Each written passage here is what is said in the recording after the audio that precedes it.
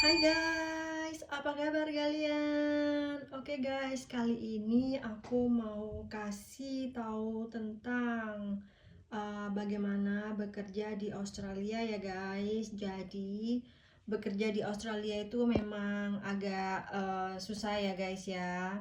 Misalnya buat visa itu kalian harus mempunyai visa kerja kalau misalnya mau kerja di sini guys. Terus, bagaimana caranya biar kalian itu bisa kerja di Australia?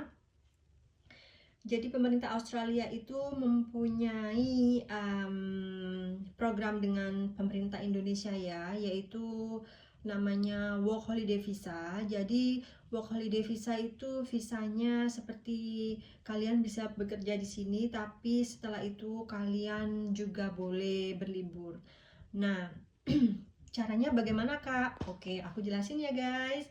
Jadi buat bekerja di Australia dengan menggunakan Work Holiday Visa itu kalian harus mempunyai um, IELTS itu minimum 4,5.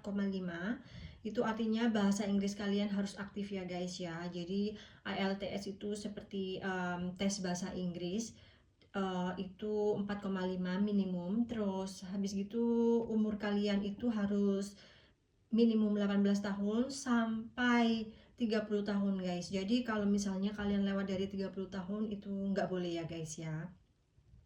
Terus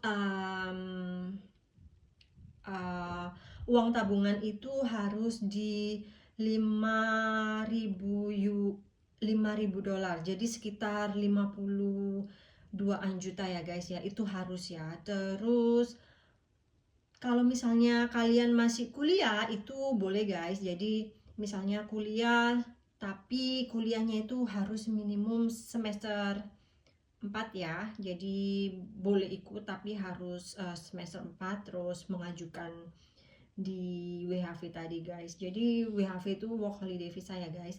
Dan Work Holiday Visa ini akan dibuka tanggal 15 Oktober.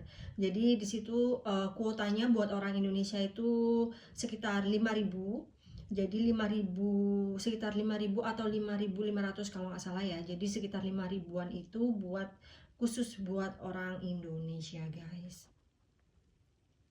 Terus setelah kalian, karena kuotanya itu tidak terlalu banyak ya, jadi kalian waktu mendaftar itu bakalan susah banget masuk ke webnya. Jadi harus benar-benar menggunakan wifi yang cepat banget ya guys ya, yang koneksinya yang bagus gitu loh, kira-kira seperti itu guys. Dan nanti dibuka tanggal 15 Oktober guys. Terus syarat-syaratnya nanti aku bakalan post di mungkin sebelah kiri aku ya nanti ya, sebelah kiri aku. Terus nanti kalau ada yang tanya, kakak boleh nggak kalau aku umurnya tahun ini 31 buat daftar WHV? Nggak bisa ya guys, jadi harus di bawah 30 tahun baru boleh daftar WHV. Jadi 18 sampai 30. Terus kalian harus sarjana ataupun kuliah itu boleh guys. Jadi ini tuh kesempatan bagus ya buat kalian ya, karena kan bekerja di Australia itu sangat-sangat tinggi gajinya. Jadi UMR di Australia itu per jamnya di 24 dolar. 24 dolar itu sekitar 240.000 sekian.